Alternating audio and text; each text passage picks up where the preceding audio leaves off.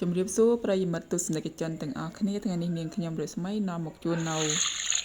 ផ្ទាំងទស្សនីយភាពមួយទៀតហើយទាក់ទងជាមួយនឹងការធ្វើដំណាប់ស្វាយ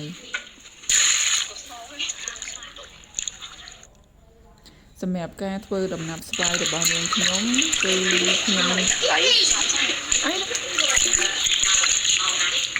ចានាងខ្ញុំប្រើស្វាយខុសរដូវស្វាយខុសរដូវនោះគឺទីមួយវាមានពណ៌ស្អាតហើយវាឈ្ងុយ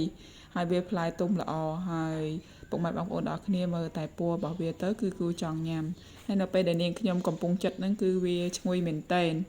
ហើយស្វាយរបស់នាងខ្ញុំនេះគឺខ្ញុំប្រើចំនួនប្រហែល2កូនកញ្ជើ2កូនល្អីចា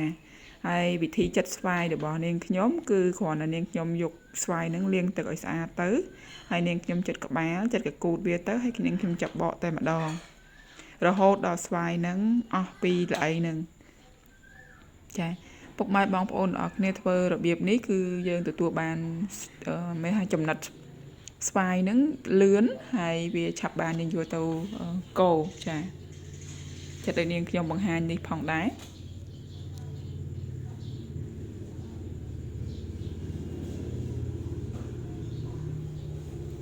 សម្រាប់ស្វាយកែវស្វាយខុសរដូវនេះគឺនាងខ្ញុំមួយឆ្នាំគឺមានស្ទើរតែគ្រប់ខែបើអីស្វាយខុសរដូវវាផ្លែគ្រប់រដូវចាមួយមេឃនេះផ្លែអញ្ចឹងទៅមួយមេឃនោះផ្លែមួយមេឃនោះផ្កាអញ្ចឹងទៅចឹងគឺយើងអាចយកស្វាយនឹងយកមកធ្វើជាដំណាប់ស្វាយបានរហូតឬក៏យើងយកទៅដាក់ទឹកត្រីក៏បានចាសម្រាប់ហូបអីអញ្ចឹងណាចាហើយផ្លែរបស់វាគឺវាអត់សូវធំប្រហែលទេគឺមកក្តាប់ដៃនឹងបើនិយាយអំពីប្រភេទធៀបជាមួយនឹងបេះដូងរបស់យើងគឺប៉ិនបេះដូងរបស់យើងចាអាហ្នឹងគាត់ខ្ញុំព្រាបពីទំហំរបស់វាចាហើយបើពុកម៉ែបងប្អូនទាំងអស់គ្នាមានស្វាយខុសរដូវនេះច្រើនកុំបោះវាចោលឬក៏វាទុំច្រើនចូលច្រើនអីកុំបោះចោលអីគឺពុកម៉ែបងប្អូនទាំងអស់គ្នាយកវាមកចិតលាងយកមកលាងសម្អាតហើយចិតវាធ្វើដំណាប់ស្វាយពេលដែលคล้ายជាដំណាប់ស្វាយហ្នឹងគឺវាមានរសជាតិឈ្ងុយឆ្ងាញ់ជាពិសេសបើសិនជាមានកូនតូចៗឲ្យគាត់ពិសានៅដំណាប់ស្វាយនេះគឺគាត់ពិតជាឆ្ងាញ់ហើយក៏គាត់ជំនួយដល់គាត់ច្រើនវាមិនប៉ះពាល់ដល់សុខភាពចាសម្រាប់នាងខ្ញុំចិត្តស្វាយនេះគឺម្នាក់ឯងចឹងរៀងយូរបន្តិចដែរចាពុកម៉ែបងប្អូនទាំងអស់គ្នាបង្ហាញពុកម៉ែបងប្អូនទាំងអស់គ្នាពីមួយជំហានម្ដងចាហើយសម្រាប់ថ្ងៃនេះដែរគឺថ្ងៃអាទិត្យអញ្ចឹងជាពេលទំនេររបស់នាងខ្ញុំក៏នាងខ្ញុំឆ្លៀតបង្ហាញនៅការធ្វើដំណាប់ស្វាយរបស់នាងខ្ញុំទៅដល់ពុកម៉ែបងប្អូនរបស់គ្នាចាសម្រាប់ការធ្វើដំណាប់ស្វាយខុសរដូវរបស់នាងខ្ញុំនេះគឺសម្រាប់អ្នកនៅខេត្តតាកែវទេហើយបើសិនជាពុកម៉ែបងប្អូនទាំងអស់គ្នាមានវិធីធ្វើដំណាប់ស្វាយបានល្អប្រសើររបស់នាងជាងនាងខ្ញុំឬក៏ដូចនាងខ្ញុំអីក៏អាចចែករំលែកបានដើម្បីនាងខ្ញុំយកជាបទពិសោធន៍បន្ថែមទៀតអានេះជាបទពិសោធន៍របស់ខ្ញុំជាប្រចាំគ្រួសាររបស់ខ្ញុំណាខ្ញុំរៀនពីអ្នកម្ដាយរបស់នាងខ្ញុំឬក៏ចាយរបស់នាងខ្ញុំនោះទេ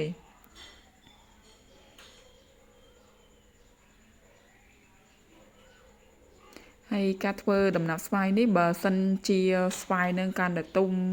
ឬក៏ទុំមកល្មមគឺកាន់តែល្អមានន័យថាយើងងាយស្រួលក្នុងការបកយើងបកបានលឿនឆាប់បានធ្វើអញ្ចឹងណាពុកម៉ែបងប្អូនទាំងអស់គ្នាចាហើយបើសិនជាមានស្វាយកែវល្មៀតឬក៏កែវចិនអីដាក់លាយទៀតក៏បានដែរប៉ុន្តែសម្រាប់នាងខ្ញុំស្វាយកែវល្មៀតគឺមានអត់សូវច្រើនទេប្រហែលតែមួយផ្លែទេដូចនាងខ្ញុំបង្ហាញនេះផងដែរភាគច្រើនគឺស្វាយខុសរដូវតែម្ដងហើយសម្រាប់ស្វាយខុសរដូវនេះគឺបោះចាយនាងខ្ញុំគឺដើមធំមែនតើដើមហើយជាអោប2នាក់មិនជុំផងចាបានហូបជារៀងរាល់ឆ្នាំចឹងដល់វគ្គមួយនេះទៀតគឺនាងខ្ញុំចាប់ផ្ដើមបកវាបានច្រើនទេយើងចិត្តយកសាច់វាតែម្ដងចាសម្រាប់ការចិត្តយកសាច់វារៀងល្អិលបន្តិចប៉ុន្តែវាមិនថៃទេសម្រាប់នាងខ្ញុំឬក៏ពុកម៉ែបងប្អូនទាំងអស់គ្នាព្រោះអីការធ្វើដំណាប់ស្វាយនេះវាទាមទារឲ្យការព្យាយាមយកចិត្តទុកដាក់ក្នុងការធ្វើវាហើយធ្វើដោយក្តីស្រឡាញ់ទៅអ្នកទាំងអស់គ្នាឬក៏ក្រុមគ្រួសាររបស់គ្នាហ្នឹងគឺញ៉ាំទៅដោយក្តីស្រឡាញ់ផងដែរចាហើយបើនាងខ្ញុំវិញទំនេរគឺអត់ដែរនៅស្ងៀមតែម្ដងគឺធ្វើដំណាប់ស្វាយធ្វើម្ហូបចែកជូនអ្នកផ្ទះហូបឬក៏អ្នកជិតខាងចាហើយបើទំនេរពីការធ្វើដំណាប់ស្វាយនេះក៏នាងខ្ញុំរំងាស់ស្ករតែការរំងាស់ស្កររបស់នាងខ្ញុំហ្នឹងគឺមិនសូវមានវីដេអូច្រើននោះទេគឺមកវីដេអូល្មមចា បន្ទាប់ពីនាងខ្ញុំចាត់ស្វាយនឹងបានមួយចំនួនក៏នាងខ្ញុំចាប់ផ្ដើមបង្កាត់ភ្លើងដែរប៉ុន្តែបន្តិចទៀតបើនាងខ្ញុំបង្កាត់ចាសម្រាប់ការរំងាស់ស្វាយបើពុកម៉ែបងប្អូនទាំងអស់គ្នាប្រើភ្លើងក្រាស់វាចំណាយអស់រៀងច្រើនដែរដោយសារយើងត្រូវការកូរវារៀងរហូតដល់ស្វាយនឹងដាច់ទឹកឬក៏ឈ្ងួតអញ្ចឹងបើសិនជាពុកម៉ែបងប្អូនទាំងអស់គ្នាសម្បូរនៅអស់ឬក៏ស្ជុំប្រើអស់ឬក៏ធ្យូងគឺវាជួយកាត់បន្ថយនៅការចំណាយហើយវាទទួលបានដំណាប់ស្វាយដែលអ្នកទាំងអស់គ្នាពេញចិត្តហើយនឹងឆ្ងាញ់ទៀត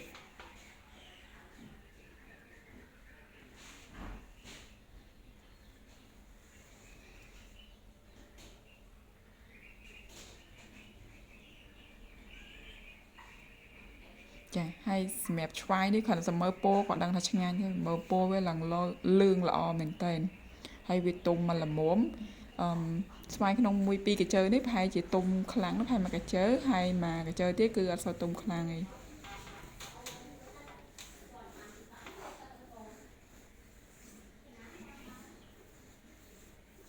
ហើយនៅខែនេះគឺមិនថាតែតំបន់របស់នាងខ្ញុំទេតំបន់របស់ពុកម៉ែបងប្អូនអរគ្នាក៏សម្បូរនៅស្វាយទុំដូចគ្នាអញ្ចឹងតនេឆ្លៀតធ្វើឬក៏តនេពីការងារឆ្លៀតធ្វើផងដែរ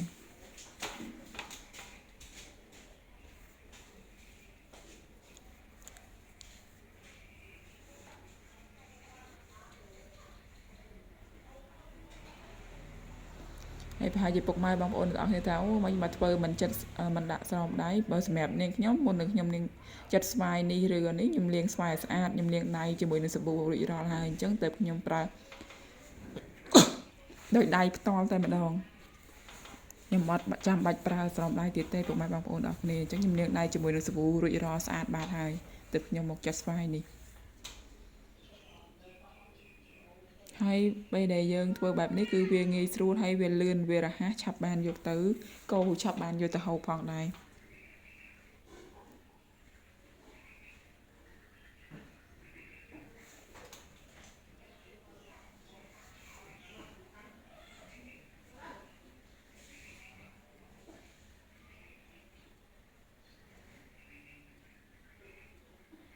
ចាសម្រាប់ស្វាយមួយនេះវិញគឺតេតូនជាមួយនឹងស្វាយកែវចិនស្វាយកែវចិនសាច់វាគឺអត់សូវលឿងខ្លាំងឯងគឺវាលឿងមកតិចតិចឯងហើយក៏វាវិញធ្វើដំណាប់ស្វាយទៅពណ៌វាអត់សូវលឿងខ្លាំងប៉ុន្តែបើសម្រាប់ស្វាយខុសរដូវនេះគឺវាលឿងខ្លាំងហើយវាមានពណ៌ស្អាតស្អាតហើយផ្អែមក៏មកល្មមចឹងវាឆ្ងាញ់ប៉ុន្តែបើស្វាយកែវចិនឬក៏ស្វាយកាឡាមៀតគឺវាពណ៌អត់សូវលឿងហើយផ្អែមវារៀងតិចជាងស្វាយខុសរដូវចាតែខ្ញុំលាយតែ2 3ផ្លែទេដោយសារខ្ញុំអត់សូវស្វោស្វាយកែវចិនអញ្ចឹងណាពុកម៉ែបងប្អូនអរគ្នាសិនជាពុកម៉ែបងប្អូនស្វោដាក់វាច្រើនទៅអត់អីទេមិនមែនជាបញ្ហាទេចាហើយស្វាយរបស់នាងខ្ញុំនេះក៏ចិត្តហើយដែរហើយតែស្វាយពីល្អីឬក៏ពីតាវនេះវាមិនបានសាច់ច្រើននេះប្រហែលនេះពុកម៉ែបងប្អូនអរគ្នានិយាយទៅពីល្អីបានសាច់ប្រហែលជាកន្លះឆ្នាំងលេខ10ហ្នឹង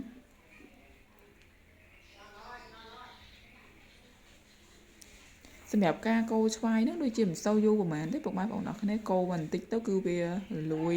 វាឡើងតុនប៉ិចាហើយសម្រាប់ការកូរស្វាយយើងកូរធ្វើយ៉ាងណាធ្វើរហូតដល់វាដាច់ទឹក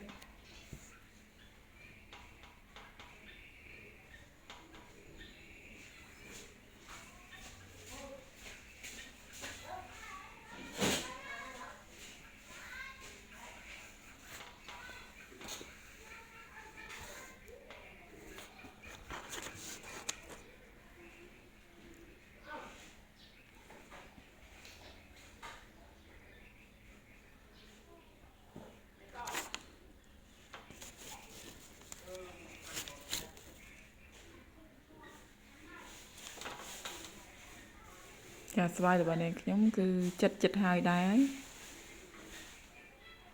ពេលដែលរួចរាល់គឺនាងខ្ញុំយកទៅកូរចឹងស្វាយរបស់នាងខ្ញុំចិត្តរួចរាល់ហើយក៏តនេយ៉ាងយូរដែរចឹងដាក់កាខ្វេមួយថង់សិនចាសម្រាប់កាខ្វេនេះគឺកាខ្វេតាំងពីសម័យ10ឆ្នាំមុនឥឡូវនៅតែមានកាខ្វេនឹងដដែលមួយថង់តែ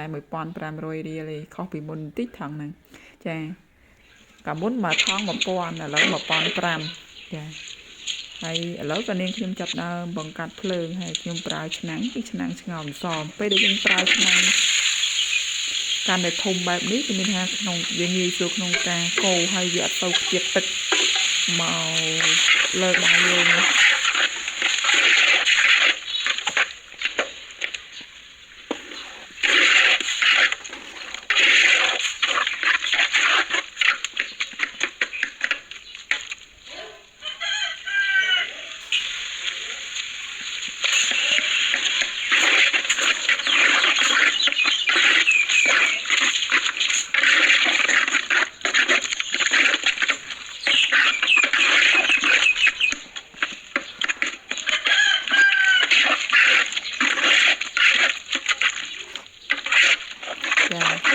ហើយតេតងជាមួយនឹងសម្លេងនេះគឺសម្លេងផ្ទាល់ចឹងមិនបានយំអីទៀតមិនកោទៅម៉ោង 1 ម៉ោង 2 មានសម្លេងបានយំនៅចិត្តហ្នឹងចឹង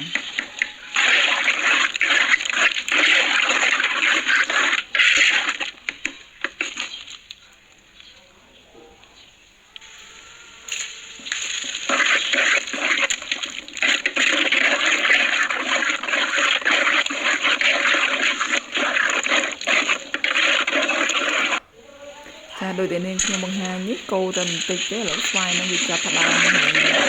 រលួយហើយយើងកោបន្ថែមទៀតរហូតដល់ស្វាយដាច់ទឹក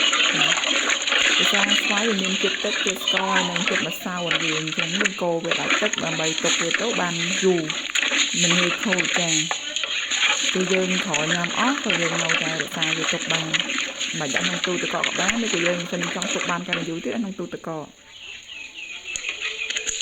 សម្រាប់ឪពុកម៉ែបងប្អូនអរគ្នានៅតំបន់ជនបទអីចឹងមកដាក់ក្នុងទូទឹកកកក៏បានដែរតែគោវាដាច់ទឹកខ្លាំង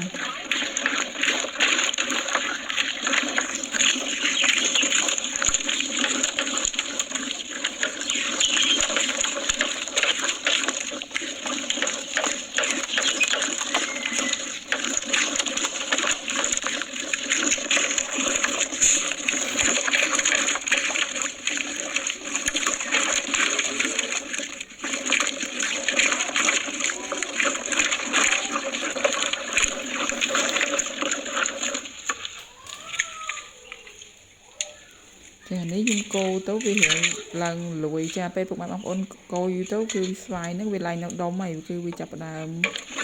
ឡើងលួយបែបហ្នឹងណា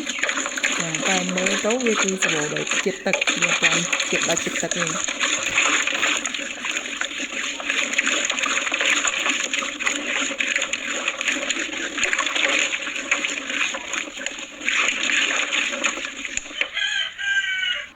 ចាដល់វគ្គនេះដែរគឺស្វាយយើងឡើងពោលថ្នោតឡើងល្អចាហើយតែវាលោតផ្ទុះចុះផ្ទុះឡើងអាហ្នឹងជាតិទឹកចាវាមិនតាន់ដាច់ទឹកអញ្ចឹងបើសិនជាបងប្អូនអស់គ្នាកូរដល់បែបហ្នឹងគឺមិនតាន់អាចលើកទុកបានទេនៅតែបន្តកូរវាទៀតរហូតដល់វាដាច់ទឹកចាហើយវិធីមើលថាវាដាច់ទឹកឬមិនតាន់ដាច់អាស្រ័យដល់យើងកូរពេលយើងកូរទៅវាឡើងលោតតែធុចហ្នឹងមកមានន័យថាវាដាច់ជាតិទឹកហើយហើយនៅtrongវីដេអូរបស់នេះខ្ញុំនឹងបង្ហាញបន្ថែមទៀតចា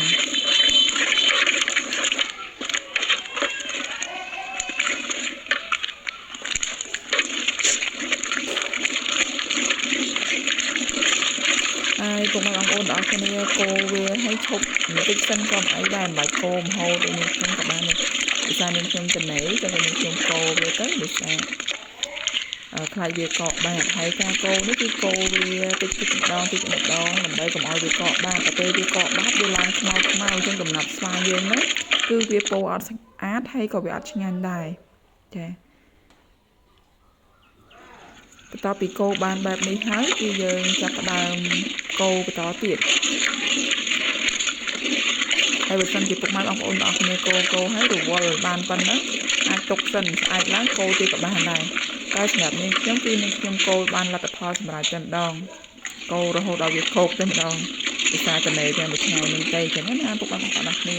ចំណែកពុកម៉ែបងប្អូនទាំងអស់គ្នាបង្ហាញពីចំណេទៅថ្ងៃសៅរ៍ហើយទៅនាងខ្ញុំឬក៏មានពេលចំណេច្រើនក៏ធ្វើវាបានកាន់តែល្អទៅគឺល្អប្រសើរ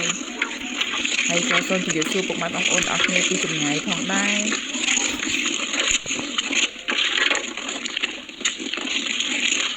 ហ ហើយក៏អរគុណពុកម៉ែបងប្អូនអរគ្នាក៏តែងតែតាមដានវីដេអូរបស់នាងខ្ញុំចូលខមមិនលើកទឹកចិត្តនាងខ្ញុំឬក៏ជួយខ្ញុំដាក់ ខមមិនរបស់នាងខ្ញុំហើយគេជឿខ្ញុំដាក់ជឿម្ដងពីរក្នុងហ្នឹងអាកូស្លាយនេះគឺកាត់ទៅកាន់ផ្ទះយ៉ាត់ខ្លោចតែតាមគាត់យើងតគ្នាក៏ចឹងហើយវាអត់ឈត់ទៅចាសម្រាប់ការកោគឺយើងយូរកោម្ដងក៏បានដែរដូចចាខ្ញុំក៏ឲ្យទៅមកចឹងបើមិនយើងកោញាប់ពេកក៏វាអត់ងាយឈ្ងុតទឹកនេះចាធ្វើមកយើងកោទៅកុំឲ្យខ្លោចទៅបានចាស្វាយនេះគឺចាប់ផ្ដើមល្មួតល្អហើយវាចាប់ផ្ដើមគោឡើងថ្នោតហើយវាឡើងស្អិតដូចមានកោហើយអញ្ចឹងវាចាប់ផ្ដើមដាច់ទឹកមែនតើនេះតែយើងនៅតែបន្តកោទៀតបើសិនជាកោឲ្យដាច់ទឹកល្អហើយយើងមិនបាច់ដាក់ហាលក៏បានដែរក្នុងពាងឬកឡអីយើងទិញមកតែនាងខ្ញុំគឺនាងខ្ញុំហាលគឺខ្ញុំចង់ឲ្យវាស្ងួតល្អចឹងពុកម៉ែបងប្អូនអរគ្នាមើលទៅគឺវាឡើង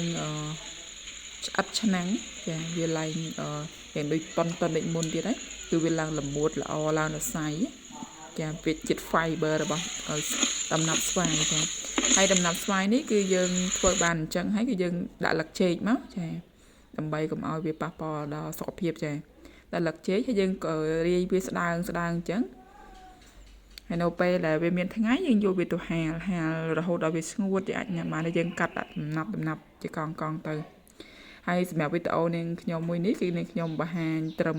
ខ្ញុំដាក់អង្គាយស្វាយហ្នឹងហើយសម្រាប់ការយកទៅហាលឬក៏នៅពេលដែលកាត់យកញ៉ាំចាំខ្ញុំបង្ហាញមួយវីដេអូទៀតចាដំណើរស្វាយរបស់ខ្ញុំឡើងល្មួតល្អហើយនាងខ្ញុំកូនចេះហើយគឺវាដាច់ទឹកមែនតើគឺឡើងសរសៃបែបនេះពុកម៉ែបងប្អូនអរគ្នាចឹងពុកម៉ែបងប្អូនអាចធ្វើញ៉ាំក៏បានធ្វើលក់ក៏បានឬក៏ពុកម៉ែបងប្អូនអរគ្នាធ្វើឲ្យដាក់កឡឬក៏ដាក់កែវអំបែងហើយយកវាញ៉ាំមួយនំប៉័ងក៏បានដែរដូចជាបើភាសាអង់គ្លេសគេហៅថាចាមវាជាដំណាប់ចាហើយភាសាខ្មែរចឹងគឺដំណាប់ស្វាយចាគឺឆ្ងាញ់មែនតើហើយក៏សូមអរគុណពុកម៉ែបងប្អូនអរគ្នាតែងតែតាមដានទស្សនាវីដេអូរបស់ខ្ញុំពីមួយវីដេអូទៅមួយវីដេអូទៀតក៏ជូនពរពុកម៉ែបងប្អូនអរគ្នាសំណាងល្អសុខភាពល្អគ្រប់ក្រុមគ្រួសារពីនាងខ្ញុំរស្មីចែករំលែកអំពីមុខវិធីធ្វើម្ហូបប្រចាំខេត្តតាកែវឬក៏អ្នកខេត្តតាកែវ